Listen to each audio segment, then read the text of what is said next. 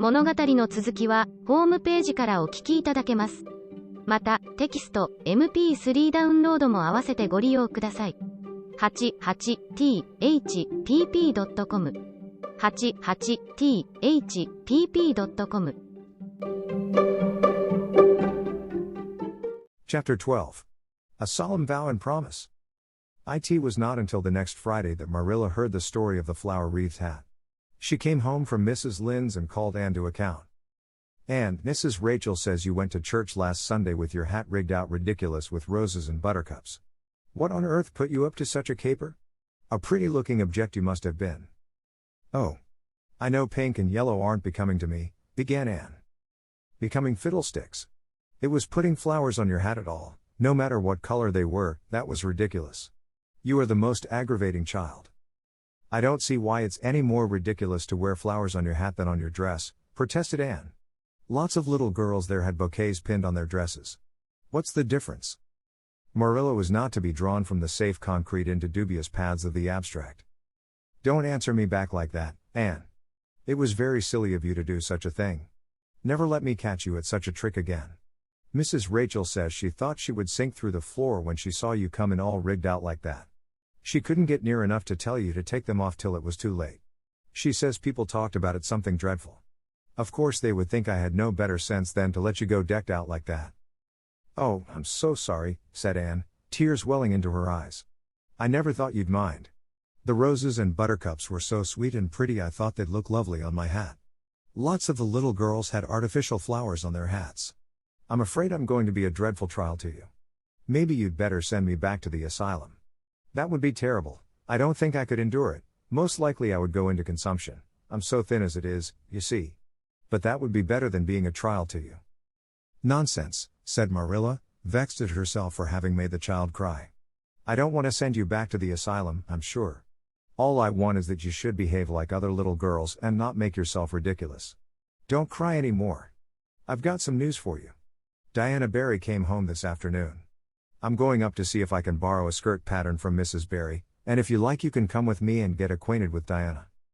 Anne rose to her feet, with clasped hands, the tears still glistening on her cheeks. The dish towel she had been hemming slipped unheeded to the floor.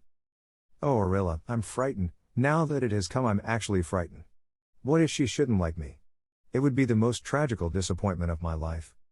Now, don't get into a fluster. And I do wish you wouldn't use such long words. It sounds so funny in a little girl. I guess Diana'll like you well enough. It's her mother you've got to reckon with. If she doesn't like you it won't matter how much Diana does. If she has heard about your outburst to Mrs. Lynde and going to church with buttercups round your hat I don't know what she'll think of you. You must be polite and well behaved, and don't make any of your startling speeches. For pity's sake, if the child isn't actually trembling." Anne was trembling. Her face was pale and tense. "Oh, Marilla, you'd be excited, too, if you were going to meet a little girl you hope to be your bosom friend and whose mother mightn't like you," she said as she hastened to get her hat. They went over to Orchard Slope by the short cut across the brook and up the Furry Hill Grove. Mrs. Barry came to the kitchen door in answer to Marilla's knock. She was a tall black-eyed, black-haired woman, with a very resolute mouth. She had the reputation of being very strict with her children. "How do you do, Marilla?" she said cordially. "Come in. And this is the little girl you have adopted, I suppose?" "Yes, this is Anne Shirley," said Marilla. "Spelled with an E?" gasped Anne, who, tremulous and excited as she was determined there should be no misunderstanding on that important point. Mrs. Barry, not hearing or not comprehending, merely shook hands and said kindly, "How are you?" "I am well in body although considerable rumpled up in spirit, thank you ma'am," said Anne gravely. Then aside to Marilla in an audible whisper, "There wasn't anything startling in that, was there, Marilla?" Diana was sitting on the sofa, reading a book which she dropped when the callers entered. She was a very pretty little girl, with her mother's black eyes and hair, and rosy cheeks, and the merry expression which was her inheritance from her father. "This is my little girl Diana," said Mrs. Barry. "Diana, you might take it out into the garden and show her your flowers. It will be better for you than straining your eyes over that book. She reads entirely too much," this to Marilla as the little girls went out, "and I can't prevent her, for her father aids and abets her. She's always poring over a book. I'm glad she has the prospect of a playmate, perhaps it will take her more out of doors." Outside in the garden, which was full of mellow sunset light streaming through the dark old firs to the west of it, stood Anne and Diana, gazing bashfully at each other over a clump of gorgeous tiger lilies. The berry garden was a bowery wilderness of flowers which would have delighted Anne's heart at any time less fraught with destiny. It was encircled by huge old willows and tall firs, beneath which flourished flowers that loved the shade.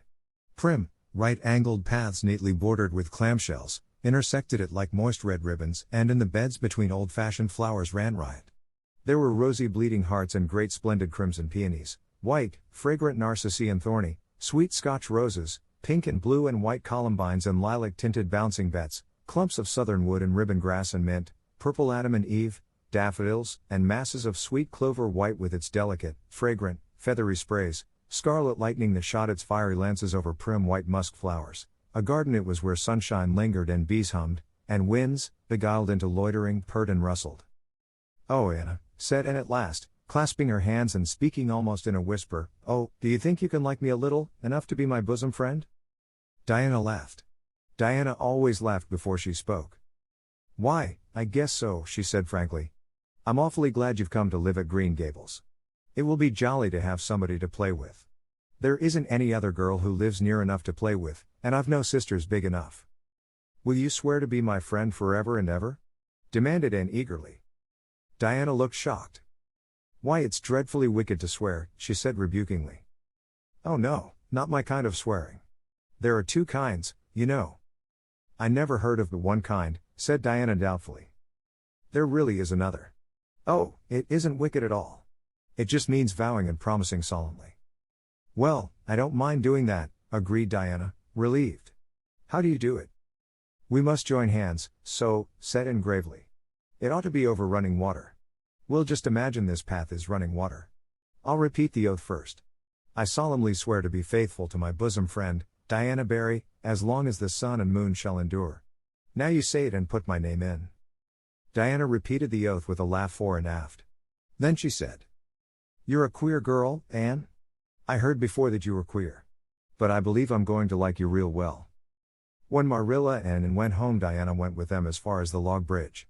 The two little girls walked with their arms about each other. At the brook they parted with many promises to spend the next afternoon together.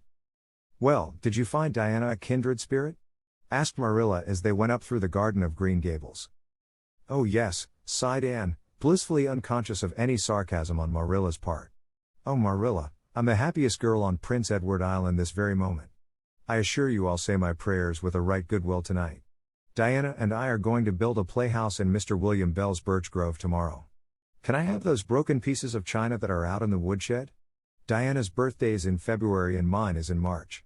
Don't you think that is a very strange coincidence? Diana is going to lend me a book to read. She says it's perfectly splendid and tremendously exciting. She's going to show me a place back in the woods where rice lilies grow. Don't you think Diana has got very soulful eyes? I wish I had soulful eyes. Diana is going to teach me to sing a song called Nellie in the Hazel Dell. She's going to give me a picture to put up in my room. It's a perfectly beautiful picture, she says, a lovely lady in a pale blue silk dress. A sewing machine agent gave it to her. I wish I had something to give Diana. I'm an inch taller than Diana, but she is ever so much fatter. She says she'd like to be thin because it's so much more graceful, but I'm afraid she only said it to soothe my feelings. We're going to the shore some day to gather shells. We have agreed to call the spring down by the log bridge the Dryad's Bubble.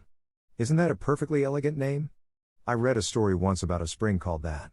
A dryad is sort of a grown-up fairy, I think." "Well, all I hope is you won't talk Diana to death," said Marilla. "But remember this in all your planning, Anne. You're not going to play all the time nor most of it. You'll have your work to do and it'll have to be done first." Anne's cup of happiness was full, and Matthew caused it to overflow. He had just got home from a trip to the store at Carmody, and he sheepishly produced a small parcel from his pocket and handed it to Anne, with a deprecatory look at Marilla. "I heard you say you like chocolate sweeties, so I got you some," he said. "Humphrey," sniffed Marilla. "It'll ruin her teeth and stomach." There, child, don't look so dismal. You can eat those, since Matthew has gone and got them. He'd better have brought you peppermints. They're wholesomer. Don't sicken yourself eating all them at once now." Oh, indeed, I won't," said Anne eagerly. "I'll just eat one tonight, Marilla. And I can give Diana half of them, can't I? The other half will taste twice as sweet to me if I give some to her. It's delightful to think I have something to give her. I will say it for the child, said Marilla when Anne had gone to her gable, she isn't stingy. I'm glad, for of all faults I detest stinginess in a child. Dear me, it's only 3 weeks since she came, and it seems as if she'd been here always. I can't imagine the place without her. Now, don't be looking I told you so, Matthew. That's bad enough in a woman, but it isn't to be endured in a man. I'm perfectly willing to own up that I'm glad I consented to keep the child and that I'm getting fond of her, but don't you rub it in, Matthew Cuthbert. Chapter 13. The Delights of Anticipation. It's time Anne was in to do her sewing, said Marilla, glancing at the clock and then out into the yellow August afternoon where everything drowsed in the heat. She stayed playing with Diana more than half an hour more and I gave her leave to, and now she's perched out there on the woodpile talking to Matthew, 19 to the dozen, when she knows perfectly well she ought to be at her work. And of course he's listening to her like a perfect ninny. I never saw such an infatuated man. The more she talks and the odder the things she says, the more he's delighted evidently. And Shirley, you come right in here this minute, do you hear me? A series of staccato taps on the west window brought Anne flying in from the yard, eyes shining, cheeks faintly flushed with pink, unbraided hair streaming behind her in a torrent of brightness. Oh Arilla, she exclaimed breathlessly, there's going to be a Sunday school picnic next week, in Mr. Harmon Andrews's field, right near the Lake of Shining Waters. And Mrs. Superintendent Bell and Mrs. Rachel Lynde are going to make ice cream, think of it, Marilla, ice cream. And, oh, Marilla, can I go to it? Just look at the clock, if you please, Anne. What time did I tell you to come in? 2 o'clock, but isn't it splendid about the picnic, Marilla? Please can I go? Oh, I've never been to a picnic, I've dreamed of picnics, but I've never. Yes, I told you to come at 2 o'clock. And it's 2:45. I'd like to know why you didn't obey me, Anne. Why, I meant to, Marilla, as much as could be. But you have no idea how fascinating Idlewild is. And then, of course, I had to tell Matthew about the picnic. Matthew is such a sympathetic listener. Please can I go? You'll have to learn to resist the fascination of idle whatever you call it. When I tell you to come in at a certain time I mean that time and not half an hour later. And you needn't stop to discourse with sympathetic listeners on your way, either. As for the picnic, of course you can go. You're a Sunday school scholar, and it's not likely I'd refuse to let you go when all the other little girls are going. But, faltered Anne, Diana says that everybody must take a basket of things to eat. I can't cook, as you know, Orilla, and I don't mind going to a picnic without puffed sleeves so much, but I'd feel terribly humiliated if I had to go without a basket. It's been preying on my mind ever since Diana told me. Well, it needn't prey any longer. I'll bake you a basket. Oh, you dear good Marilla. Oh, you are so kind to me. Oh, I'm so much obliged to you. Getting through with her o's and cast herself into Marilla's arms and rapturously kissed her sallow cheek. It was the first time in her whole life that childish lips had voluntarily touched Marilla's face. Again that sudden sensation of startling sweetness thrilled her. She was secretly vastly pleased at Anne's impulsive caress, which was probably the reason why she said brusquely, There, never mind your kissing nonsense. I'd sooner see you doing strictly as you're told. As for cooking, I mean to begin giving you lessons in that some of these days. But you're so feather-brained, Anne, I've been waiting to see if you'd sober down a little and learn to be steady before I begin. You've got to keep your wits about you in cooking and not stop in the middle of things to let your thoughts rove all over creation. Now, get out your patchwork and have your square done before tea time. I do not like patchwork, said Anne dolefully, hunting out her work-basket and sitting down before a little heap of red and white diamonds with a sigh. I think some kinds of sewing would be nice, but there's no scope for imagination in patchwork. It's just one little seam after another and you never seem to be getting anywhere. But of course I'd rather be Anne of Green Gables sewing patchwork than Anne of any other place with nothing to do but play. I wish time went as quick sewing patches as it does when I'm playing with Diana, though. Oh, we do have such elegant times, Marilla. I have to furnish most of the imagination, but I'm well able to do that. Diana is simply perfect in every other way. You know that little piece of land across the brook that runs up between our farm and Mr. Barry's? It belongs to Mr. William Bell, and right in the corner there is a little ring of white birch trees, the most romantic spot, Marilla. Diana and I have our playhouse there. We call it Idlewild. Isn't that a poetical name? I assure you it took me some time to think it out. I stayed awake nearly a whole night before I invented it. Then, just as I was dropping off to sleep, it came like an inspiration. Diana was enraptured when she heard it. We have got our house fixed up elegantly. You must come and see it, Marilla, won't you? We have great big stones, all covered with moss, for seats, and boards from tree to tree for shelves. And we have all our dishes on them. Of course, they're all broken, but it's the easiest thing in the world to imagine that they are whole. There's a piece of a plate with a spray of red and yellow ivy on it that is especially beautiful. We keep it in the parlor, and we have the fairy glass there, too. The fairy glass is as lovely as a dream. Diana found it out in the woods behind their chicken house. It's all full of rainbows, just little young rainbows that haven't grown big yet, and Diana's mother told her it was broken off a hanging lamp they once had. But it's nice to imagine the fairies lost it one night when they had a ball, so we call it the fairy glass. Matthew is going to make us a table. Oh, we have named that little round pool over in Mr. Barry's field Willowmere. I got that name out of the book Diana lent me.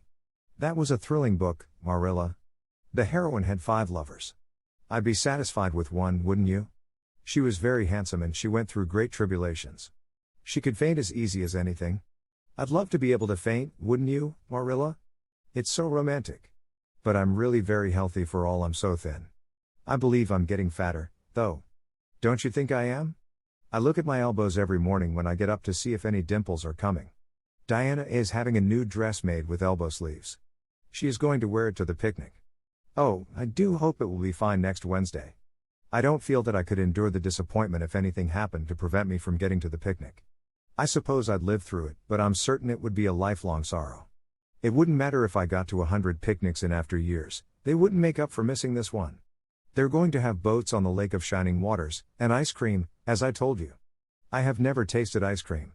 Diana tried to explain what it was like, but I guess ice cream is one of those things that are beyond imagination. And you have talked even on for 10 minutes by the clock, said Marilla. Now, just for curiosity's sake, see if you can hold your tongue for the same length of time. And held her tongue as desired. But for the rest of the week she talked picnic and thought picnic and dreamed picnic. On Saturday it rained and she worked herself up into such a frantic state lest it should keep on raining until and over Wednesday that Marilla made her sew an extra patchwork square by way of steadying her nerves. On Sunday Anne confided to Marilla on the way home from church that she grew actually cold all over with excitement when the minister announced the picnic from the pulpit. Such a thrill as went up and down my back, Marilla. I don't think I'd ever really believed until then that there was honestly going to be a picnic. I couldn't help fearing I'd only imagined it. But when a minister says a thing in the pulpit you just have to believe it. You set your heart too much on things, Anne, said Marilla, with a sigh. I'm afraid there'll be a great many disappointments in store for you through life. Oh, Marilla, looking forward to things is half the pleasure of them, exclaimed Anne. You mayn't get the things themselves, but nothing can prevent you from having the fun of looking forward to them. Mrs. Lynde says, blessed are they who expect nothing, for they shall not be disappointed.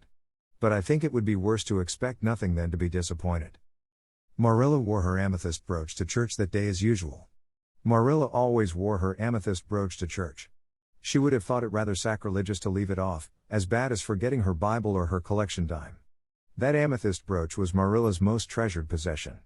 A seafaring uncle had given it to her mother, who in turn had bequeathed it to Marilla.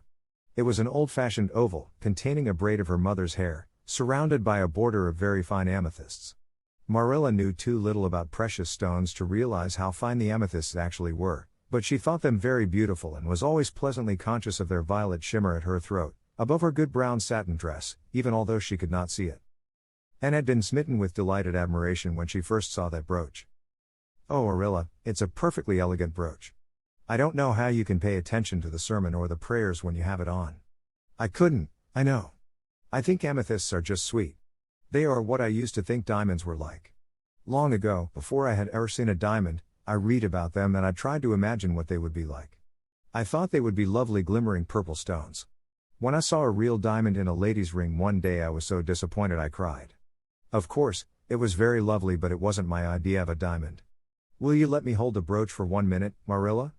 Do you think amethysts can be the souls of good violets? Chapter 14. Anne's Confession. On the Monday evening before the picnic, Marilla came down from her room with a troubled face.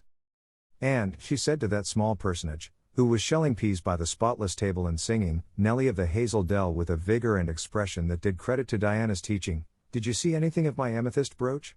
I thought I stuck it in my pincushion when I came home from church yesterday evening, but I can't find it anywhere."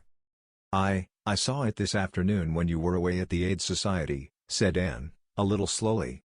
"I was passing your door when I saw it on the cushion, so I went in to look at it. Did you touch it? Said Marilla sternly. Why, yes, admitted Anne. I took it up and I pinned it on my breast just to see how it would look. You had no business to do anything of the sort. It's very wrong in a little girl to meddle. You shouldn't have gone into my room in the first place, and you shouldn't have touched a brooch that didn't belong to you in the second. Where did you put it?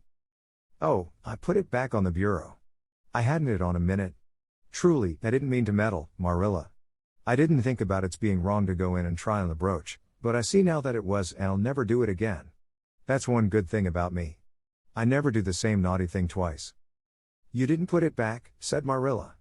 That brooch isn't anywhere on the bureau. You've taken it out or something, Anne. I did put it back, said Anne quickly, pertly, Marilla thought. I don't just remember whether I stuck it on the pincushion or laid it in the china tray. But I'm perfectly certain I put it back. I'll go and have another look, said Marilla, determining to be just. If you put that brooch back, it's there still. If it isn't, I'll know you didn't, that's all. Marilla went to her room and made a thorough search, not only over the bureau but in every other place she thought the brooch might possibly be. It was not to be found, and she returned to the kitchen. Anne, the brooch is gone. By your own admission, you were the last person to handle it. Now, what have you done with it? Tell me the truth at once. Did you take it out and lose it?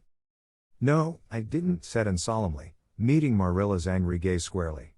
I never took the brooch out of your room, and that is the truth, if I was to be led to the block for it, although I'm not very certain what a block is. So there, Marilla. And so there was only intended to emphasize her assertion, but Marilla took it as a display of defiance. I believe you are telling me a falsehood, Anne, she said sharply. I know you are. There now, don't say anything more unless you are prepared to tell the whole truth. Go to your room and stay there until you are ready to confess. Will I take the peas with me? Said Anne meekly. No, I'll finish shelling them myself. Do as I bid you. When Anne had gone, Marilla went about her evening tasks in a very disturbed state of mind. She was worried about her valuable brooch. What if Anne had lost it? And how wicked of the child to deny having taken it, when anybody could see she must have. With such an innocent face, too. I don't know what I wouldn't sooner have had happen, thought Marilla, as she nervously shelled the peas. Of course, I don't suppose she meant to steal it or anything like that. She's just taken it to play with or help along that imagination of hers. She must have taken it, that's clear, for there hasn't been a soul in that room since she was in it, by her own story, until I went up tonight. And the brooch is gone, there's nothing surer. I suppose she has lost it and is afraid to own up for fear she'll be punished. It's a dreadful thing to think she tells falsehoods. It's a far worse thing than her fit of temper. It's a fearful responsibility to have a child in your house you can't trust. Slyness and untruthfulness, that's what she has displayed. I declare I feel worse about that than about the brooch. If she'd only have told the truth about it, I wouldn't mind so much. Marilla went to her room at intervals all through the evening and searched for the brooch, without finding it. A bedtime visit to the east gable produced no result. Anne persisted in denying that she knew anything about the brooch, but Marilla was only the more firmly convinced that she did. She told Matthew the story the next morning. Matthew was confounded and puzzled. He could not so quickly lose faith in Anne, but he had to admit that circumstances were against her. You're sure it hasn't fell down behind the bureau?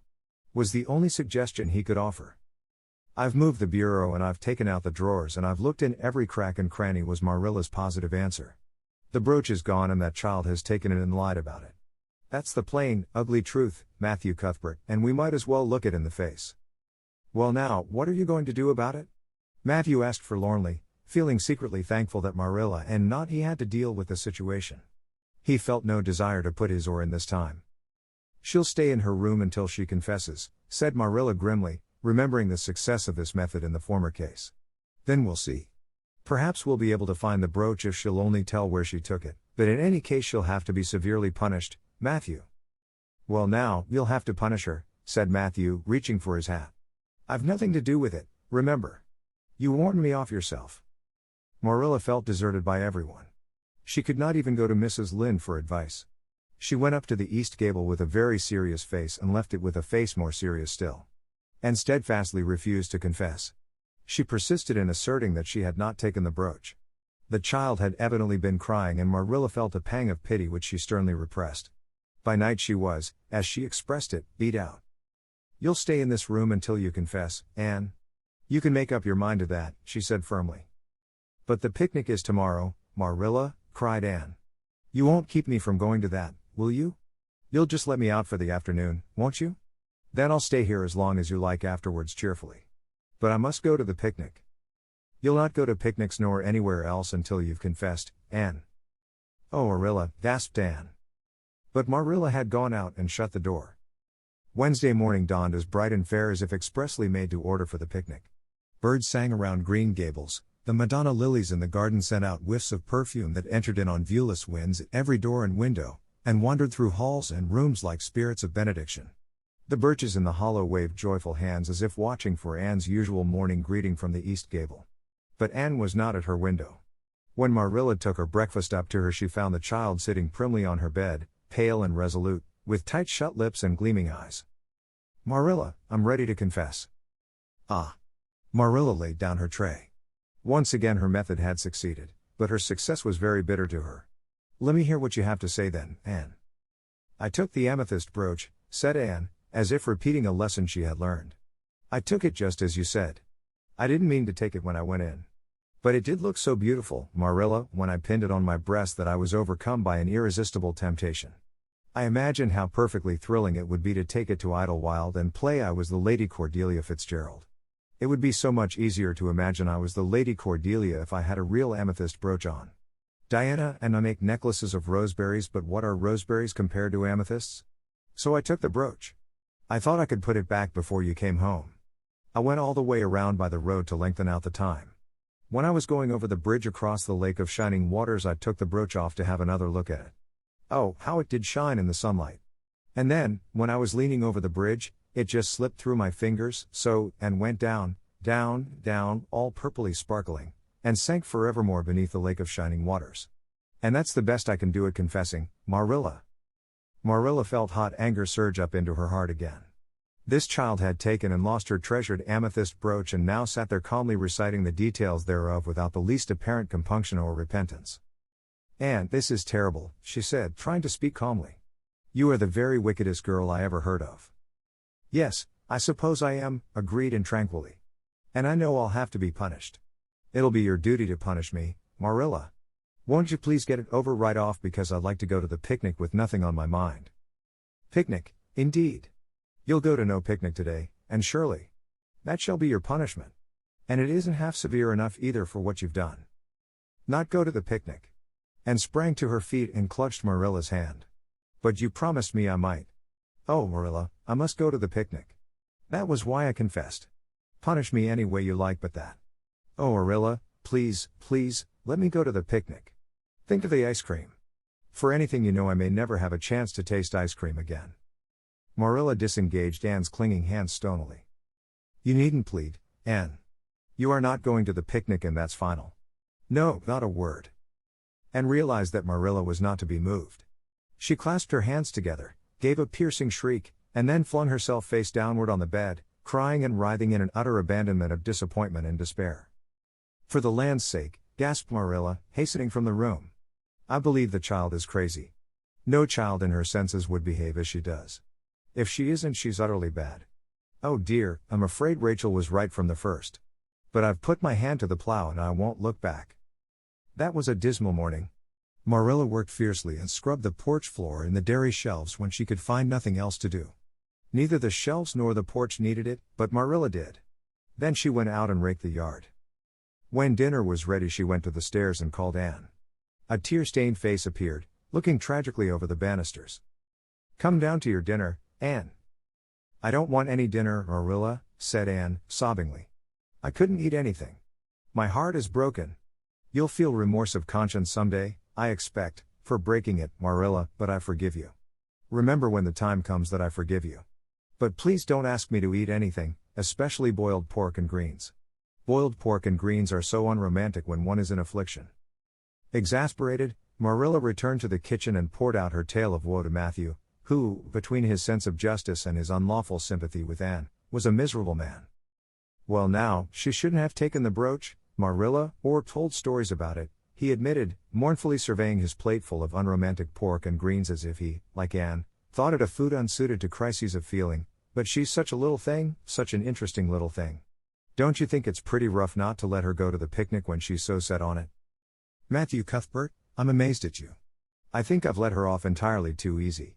And she doesn't appear to realize how wicked she's been at all. That's what worries me most. If she'd really felt sorry, it wouldn't be so bad. And you don't seem to realize it, neither. You're making excuses for her all the time to yourself, I can see that. Well now, she's such a little thing, feebly reiterated Matthew. And there should be allowances made, Marilla. You know she's never had any bringing up. Well, she's having it now, retorted Marilla. The retort silenced Matthew if it did not convince him. That dinner was a very dismal meal. The only cheerful thing about it was Jerry Biot, the hired boy, and Marilla resented his cheerfulness as a personal insult.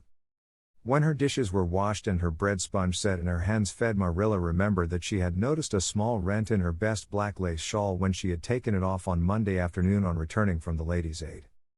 She would go and mend it. The shawl was in a box in her trunk. As Marilla lifted it out, the sunlight, falling through the vines that clustered thickly about the window, struck upon something caught in the shawl, something that glittered and sparkled in facets of violet light. Marilla snatched at it with a gasp. It was the amethyst brooch, hanging to a thread of the lace by its catch. Dear life and heart, said Marilla blankly, what does this mean? Here's my brooch safe and sound that I thought was at the bottom of Barry's pond. Whatever did that girl mean by saying she took it and lost it?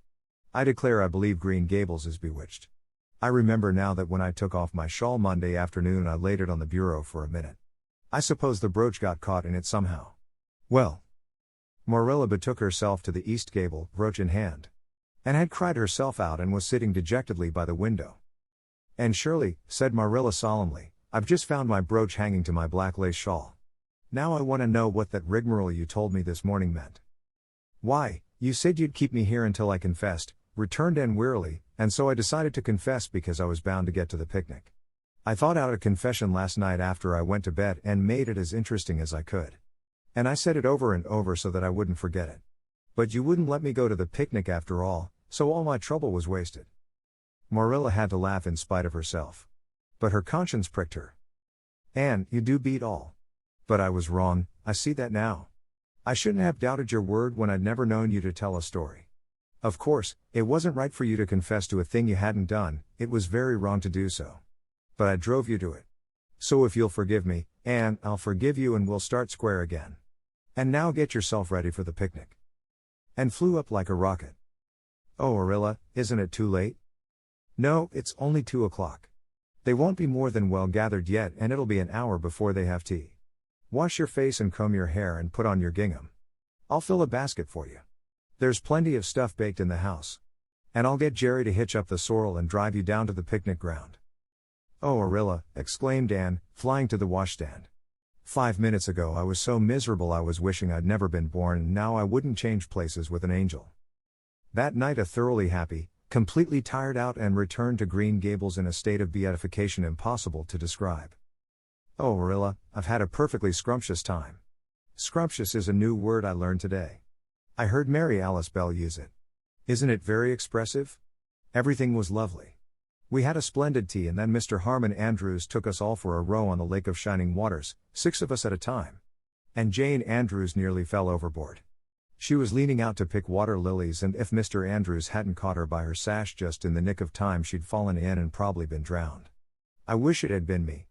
It would have been such a romantic experience to have been nearly drowned. It would be such a thrilling tale to tell. And we had the ice cream.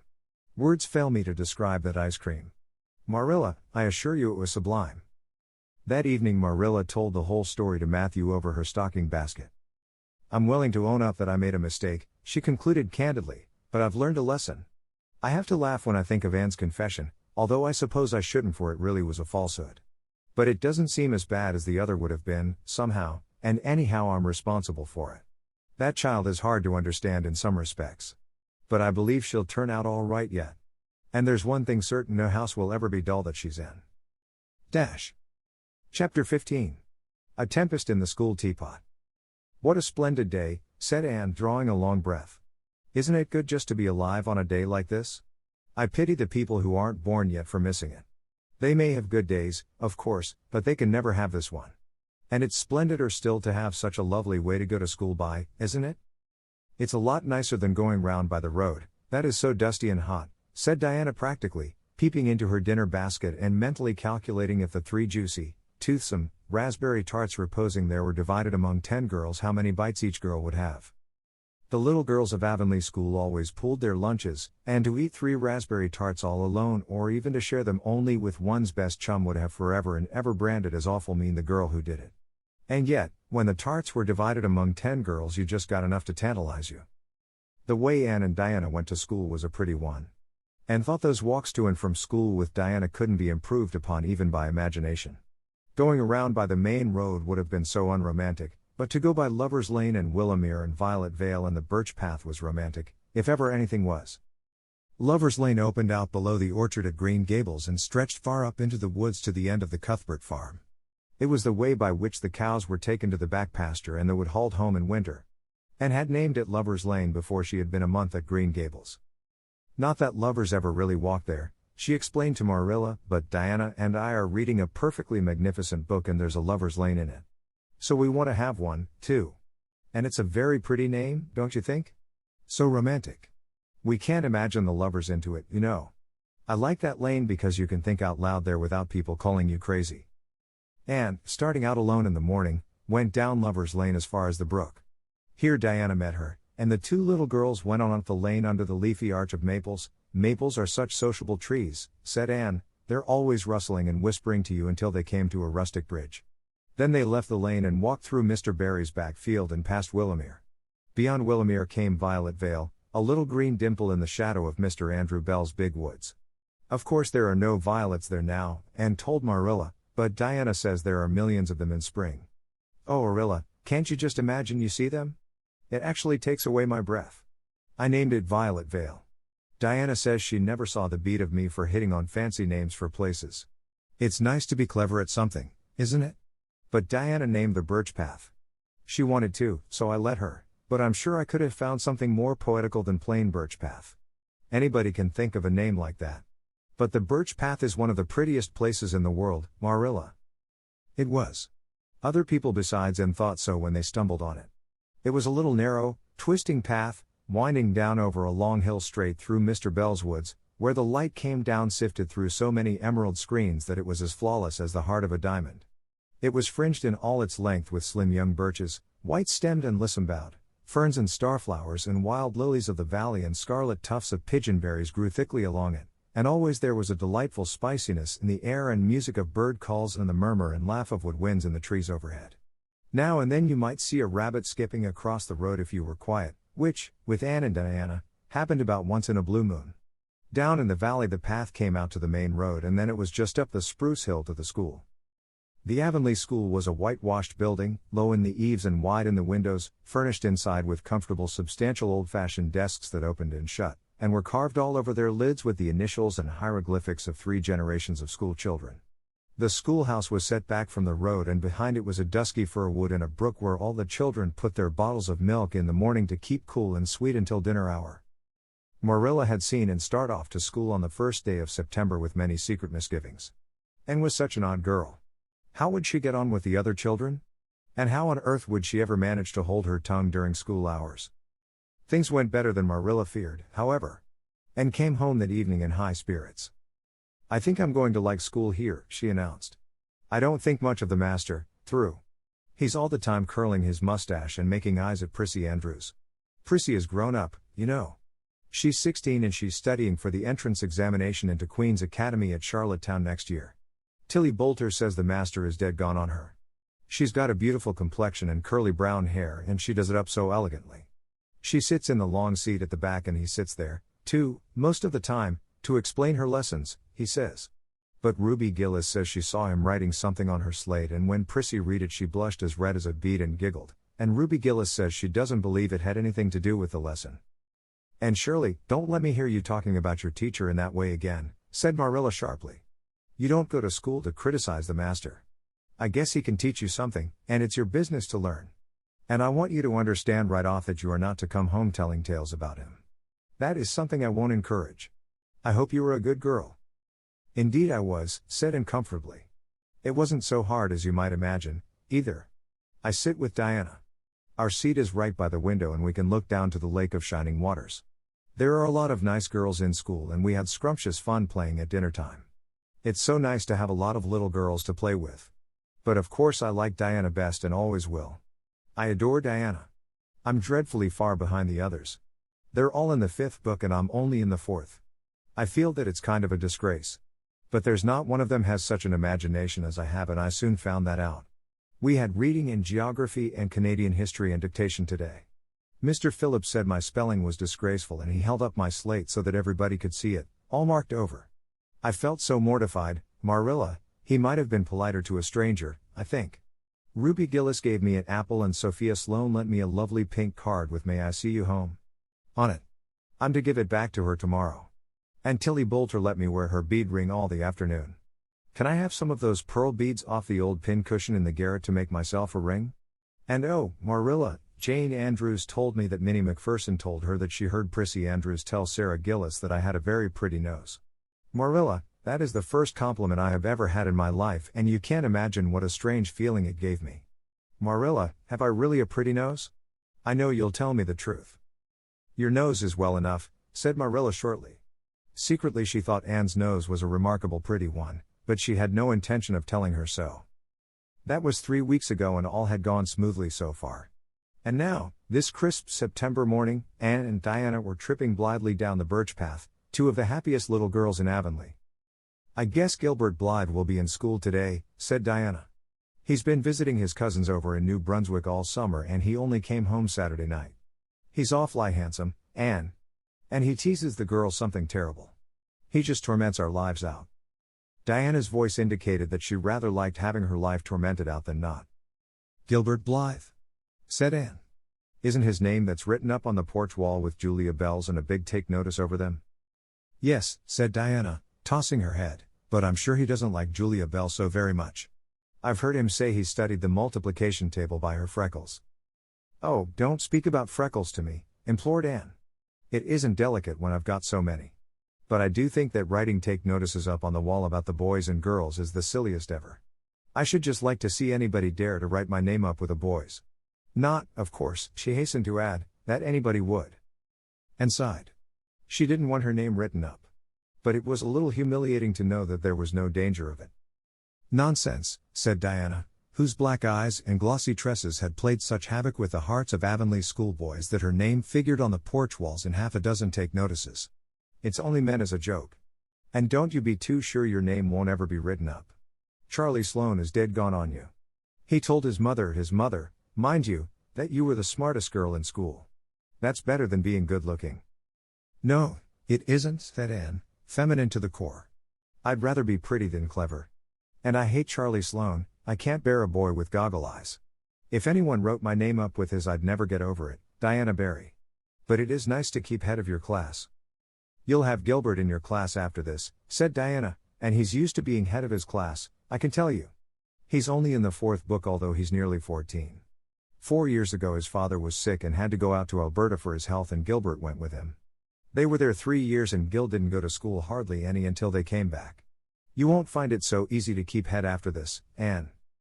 I'm glad, said Anne quickly. I couldn't really feel proud of keeping head little boys and girls of just 9 or 10. I got up yesterday spelling ebullition. Josie Pye was head and, mind you, she peeped in her book. Mr. Phillips didn't see her, he was looking at Prissy Andrews, but I did. I just swept her a look of freezing scorn and she got as red as a beet and spelled it wrong after all. Those Pye girls are cheats all round, said Diana indignantly, as they climbed the fence of the main road. Gertie Pye actually went and put her milk bottle in my place in the brook yesterday. Did you ever? I don't speak to her now. When Mr. Phillips was in the back of the room hearing Prissy Andrews's Latin, Diana whispered to Anne, that's Gilbert Blythe sitting right across the aisle from you, Anne. Just look at him and see if you don't think he's handsome. And looked accordingly. She had a good chance to do so, for the said Gilbert Blythe was absorbed in stealthily pinning the long yellow braid of Ruby Gillis, who sat in front of him, to the back of her seat. He was a tall boy, with curly brown hair, roguish hazel eyes, and a mouth twisted into a teasing smile. Presently Ruby Gillis started up to take a sum to the master. She fell back into her seat with a little shriek, believing that her hair was pulled out by the roots. Everybody looked at her and Mr. Phillips glared so sternly that Ruby began to cry. Gilbert had whisked the pin out of sight and was studying his history with the soberest face in the world, but when the commotion subsided he looked at Anne and winked with inexpressible drollery. I think your Gilbert Blythe is handsome, confided Anne to Diana, but I think he's very bold. It isn't good manners to wink at a strange girl. But it was not until the afternoon that things really began to happen. Mr. Phillips was back in the corner explaining a problem in algebra to Prissy Andrews, and the rest of the scholars were doing pretty much as they pleased, eating green apples, whispering, drawing pictures on their slates, and driving crickets harnessed to strings, up and down aisle. Gilbert Blythe was trying to make Anne Shirley look at him and failing utterly, because Anne was at that moment totally oblivious not only to the very existence of Gilbert Blythe, but of every other scholar in Avonlea School itself. With her chin propped on her hands and her eyes fixed on the blue glimpse of the lake of shining waters that the west window afforded, she was far away in a gorgeous dreamland, hearing and seeing nothing save her own wonderful visions. Gilbert Blythe wasn't used to putting himself out to make a girl look at him and meeting with failure. She should look at him, that red-haired Shirley girl with the little pointed chin and the big eyes that weren't like the eyes of any other girl in Avonlea School. Gilbert reached across the aisle, picked up the end of Anne's long red braid, held it out at arm's length and said in a piercing whisper, "Carrots. Carrots." Then Anne looked at him with a vengeance. She did more than look. She sprang to her feet, her bright fancies fallen into cureless ruin. She flashed one indignant glance at Gilbert from eyes whose angry sparkle was swiftly quenched in equally angry tears. "You mean, hateful boy," she exclaimed passionately. "How dare you?" And then, thwack! Anne had brought her slate down on Gilbert's head and cracked it, slate not head, clear across. Avonlea School always enjoyed a scene. This was an especially enjoyable one. Everybody said oh in horrified delight. Diana gasped. Ruby Gillis, who was inclined to be hysterical, began to cry. Tommy Sloane let his team of crickets escape him altogether while he stared open-mouthed at the tableau. Mr. Phillips stalked down the aisle and laid his hand heavily on Anne's shoulder. "Anne Shirley, what does this mean?" he said angrily. And returned no answer. It was asking too much of flesh and blood to expect her to tell before the whole school that she had been called carrots. Gilbert it was who spoke up stoutly. "It was my fault, Mr. Phillips. I teased her." Mr. Phillips paid no heed to Gilbert. "I am sorry to see a pupil of mine displaying such a temper and such a vindictive spirit," he said in a solemn tone, as if the mere fact of being a pupil of his ought to root out all evil passions from the hearts of small imperfect mortals. "Anne, go and stand on the platform in front of the blackboard for the rest of the afternoon." Anne would have infinitely preferred a whipping to this punishment, under which her sensitive spirit quivered as from a whiplash. With a white, set face she obeyed. Mr. Phillips took a chalk crayon and wrote on the blackboard above her head. "Anne Shirley has a very bad temper. Anne Shirley must learn to control her temper, and then read it out loud so that even the primer class, who couldn't read writing, should understand it." Anne stood there the rest of the afternoon with that legend above her. She did not cry or hang her head. Anger was still too hot in her heart for that, and it sustained her amid all her agony of humiliation. With resentful eyes and passion-red cheeks she confronted alike Diana's sympathetic gaze and Charlie Sloane's indignant nods and Josie Pye's malicious smiles. As for Gilbert Blythe, she would not even look at him. She would never look at him again. She would never speak to him. When school was dismissed and marched out with her red head held high, Gilbert Blythe tried to intercept her at the porch door. "I'm awfully sorry I made fun of your hair, Anne," he whispered contritely. "Honest I am. Don't be mad for keeps, now." Anne swept by disdainfully, without look or sign of hearing. "Oh, how could you, Anne?" breathed Diana as they went down the road, half reproachfully, half admiringly. Diana felt that she could never have resisted Gilbert's plea. "I shall never forgive Gilbert Blythe," said Anne firmly. "And Mr. Phillips spelled my name without an E, too. The iron has entered into my soul, Diana." Diana hadn't the least idea what it meant, but she understood it was something terrible. "You mustn't mind Gilbert making fun of your hair," she said soothingly. "Why, he makes fun of all the girls. He laughs at mine because it's so black. He's called me a crow a dozen times, and I never heard him apologize for anything before, either." "There's a great deal of difference between being called a crow and being called carrots," said Anne with dignity. "Gilbert Blythe has hurt my feelings excruciatingly, Diana. It is possible the matter might have blown over without more excruciation if nothing else had happened. But when things begin to happen they are apt to keep on." Avonlea scholars often spent noon hour picking gum in Mr. Bell's spruce grove over the hill and across his big pasture field. From there they could keep an eye on Eben Wright's house, where the master boarded. When they saw Mr. Phillips emerging therefrom they ran for the schoolhouse, but the distance being about 3 times longer than Mr. Wright's lane they were very apt to arrive there, breathless and gasping, some 3 minutes too late. On the following day, Mr. Phillips was seized with one of his spasmodic fits of reform and announced before going home to dinner that he should expect to find all the scholars in their seats when he returned. Anyone who came in late would be punished. All the boys and some of the girls went to Mr. Bell's spruce grove as usual, fully intending to stay only long enough to pick a chew. But spruce groves are seductive and yellow nuts of gum beguiling. They picked and loitered and strayed, and as usual the first thing that recalled them to a sense of the flight of time was Jimmy Glover shouting from the top of a patriarchal old spruce master's coming. The girls who were on the ground started first and managed to reach the schoolhouse in time but without a second to spare. The boys, who had to wriggle hastily down from the trees, were later, and Anne, who had not been picking gum at all but was wandering happily in the far end of the grove, waist deep among the bracken, singing softly to herself, with a wreath of rice lilies on her hair as if she were some wild divinity of the shadowy places, was latest of all. And could run like a deer. However, run she did, with the impish result that she overtook the boys at the door and was swept into the schoolhouse among them just as Mr. Phillips was in the act of hanging up his hat.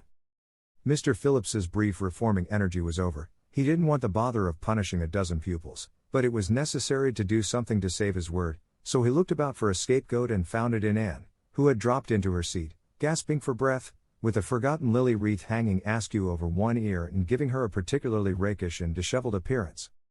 "And surely, since you seem to be so fond of the boys' company, we shall indulge your taste for it this afternoon," he said sarcastically. "Take those flowers out of your hair and sit with Gilbert Blythe." The other boys snickered. Diana, turning pale with pity, plucked the wreath from Anne's hair and squeezed her hand. And stared at the master as if turned to stone. "Did you hear what I said, Anne?" queried Mr. Phillips sternly. "Yes, sir," said Anne slowly, "but I didn't suppose you really meant it." "I assure you I did," still with the sarcastic inflection which all the children, and especially, hated. It flicked on the raw. "Obey me at once." For a moment Anne looked as if she meant to disobey. Then, realizing that there was no help for it, she rose haughtily, stepped across the aisle, sat down beside Gilbert Blythe, and buried her face in her arms on the desk. Ruby Gillis, who got a glimpse of it as it went down, told the others going home from school that she'd actually never seen anything like it. It was so white, with awful little red spots in it. To Anne, this was as the end of all things. It was bad enough to be singled out for punishment from among a dozen equally guilty ones. It was worse still to be sent to sit with a boy, but that boy should be Gilbert Blythe was heaping insult on injury to a degree utterly unbearable. And felt that she could not bear it and it would be of no use to try. Her whole being seethed with shame and anger and humiliation. At first the other scholars looked and whispered and giggled and nudged. But as Anne never lifted her head and as Gilbert worked fractions as if his whole soul was absorbed in them and them only, they soon returned to their own tasks and Anne was forgotten. When Mr. Phillips called the history class out, Anne should have gone, but Anne did not move, and Mr. Phillips, who had been writing some verses to Priscilla before he called the class, was thinking about an obstinate rhyme still and never missed her. Once, when nobody was looking, Gilbert took from his desk a little pink candy heart with a gold motto on it, "You are sweet," and slipped it under the curve of Anne's arm. Whereupon Anne arose, took the pink heart gingerly between the tips of her fingers, dropped it on the floor, ground it to powder beneath her heel, and resumed her position without deigning to bestow a glance on Gilbert. When school went out and marched to her desk, ostentatiously took out everything therein, books and writing tablet, pen and ink, testament and arithmetic, and piled them neatly on her cracked slate. "What are you taking all those things home for, Anne?" Diana wanted to know, as soon as they were out on the road. She had not dared to ask the question before. "I am not coming back to school any more," said Anne. Diana gasped and stared at Anne to see if she meant it. "Will Marilla let you stay home?" she asked. "She'll have to," said Anne. "I'll never go to school to that man again." "Oh." Diana looked as if she were ready to cry. "I do think you're mean. What shall I do? Mr. Phillips will make me sit with that horrid Gertie Pye. I know he will because she is sitting alone. Do come back, Anne. I'd do almost anything in the world for you," Diana said and sadly. "I'd let myself be torn limb from limb if it would do you any good. But I can't do this, so please don't ask it. You harrow up my very soul. Just think of all the fun you will miss," mourned Diana. "We are going to build the loveliest new house down by the brook, and we'll be playing ball next week, and you've never played ball, Anne. It's tremendously exciting. And we're going to learn a new song. Jane Andrews is practicing it up now, and Alice Andrews is going to bring a new Pansy book next week, and we're all going to read it out loud, chapter about, Down by the Brook. And you know you are so fond of reading out loud, Anne." Nothing moved Anne in the least. Her mind was made up. She would not go to school to Mr. Phillips again. She told Marilla so when she got home. Nonsense, said Marilla. It isn't nonsense at all, said Anne, gazing at Marilla with solemn, reproachful eyes. Don't you understand, Marilla?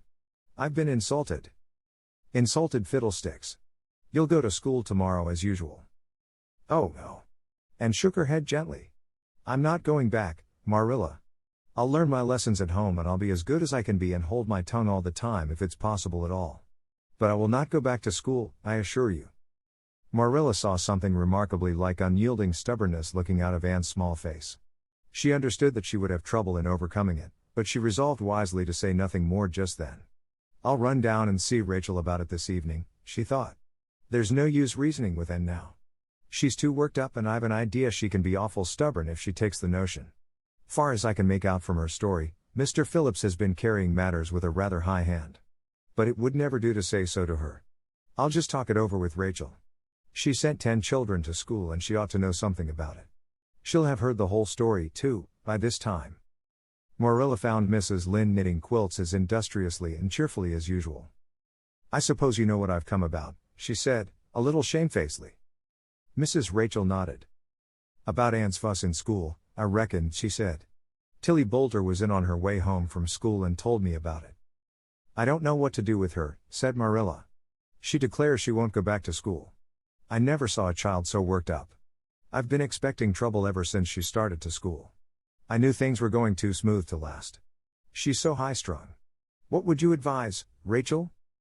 Well, since you've asked my advice, Marilla, said Mrs. Lynde amiably, Mrs. Lynde dearly loved to be asked for advice. I just humor her a little at first, that's what I do. It's my belief that Mr. Phillips was in the wrong. Of course, it doesn't do to say so to the children, you know. And of course he did right to punish her yesterday for giving way to temper. But today it was different. The others who were late should have been punished as well as Anne, that's what. And I don't believe in making the girls sit with the boys for punishment. It isn't modest. Tilly Boulter was real indignant. She took Anne's part right through and said all the scholars did too. And seems real popular among them, somehow. I never thought she'd take with them so well. Then you really think I'd better let her stay home, said Marilla in amazement. Yes. That is, I wouldn't say school to her again until she said it herself. Depend upon it, Marilla, she'll cool off in a week or so and be ready enough to go back of her own accord, that's what, while, if you were to make her go back right off, dear knows what freak or tantrum she'd take next and make more trouble than ever. The less fuss made the better, in my opinion. She won't miss much by not going to school, as far as that goes. Mr. Phillips isn't any good at all as a teacher. The order he keeps is scandalous, that's what, and he neglects the young fry and puts all his time on those big scholars he's getting ready for Queen's. He'd never have got the school for another year if his uncle hadn't been a trustee, the trustee, for he just leads the other two around by the nose, that's what. I declare, I don't know what education in this island is coming to. Mrs. Rachel shook her head, as much as to say if she were only at the head of the educational system of the province things would be much better managed. Marilla took Mrs. Rachel's advice and not another word was said to Anne about going back to school. She learned her lessons at home, did her chores, and played with Diana in the chilly purple autumn twilights, but when she met Gilbert Blythe on the road or encountered him in Sunday school she passed him by with an icy contempt that was no whit thawed by his evident desire to appease her. Even Diana's efforts as a peacemaker were of no avail. Anne had evidently made up her mind to hate Gilbert Blythe to the end of life. As much as she hated Gilbert, however, did she love Diana, with all the love of her passionate little heart, equally intense in its likes and dislikes. One evening Marilla, coming in from the orchard with a basket of apples, found Anne sitting along by the east window in the twilight, crying bitterly. "Whatever's the matter now, Anne?" she asked. "It's about Diana," sobbed Anne luxuriously. "I love Diana so, Marilla. I cannot ever live without her. But I know very well when we grow up that Diana will get married and go away and leave me. And oh, what shall I do? I hate her husband, I just hate him furiously. I've been imagining it all out, the wedding and everything, Diana dressed in snowy garments, with a veil, and looking as beautiful and regal as a queen, and me the bridesmaid, with a lovely dress too, and puffed sleeves, but with a breaking heart hid beneath my smiling face. And then bidding Diana goodbye here and broke down entirely and wept with increasing bitterness." Marilla turned quickly away to hide her twitching face, but it was no use, She collapsed on the nearest chair and burst into such a hearty and unusual peal of laughter that Matthew, crossing the yard outside, halted in amazement. When had he heard Marilla laugh like that before? Well, Anne Shirley, said Marilla as soon as she could speak, if you must borrow trouble, for pity's sake borrow it handier home. I should think you had an imagination, sure enough. 物語の続きはホームページからお聞きいただけます。また、テキスト、MP3 ダウンロードも合わせてご利用ください。88thpp.com 88thpp.com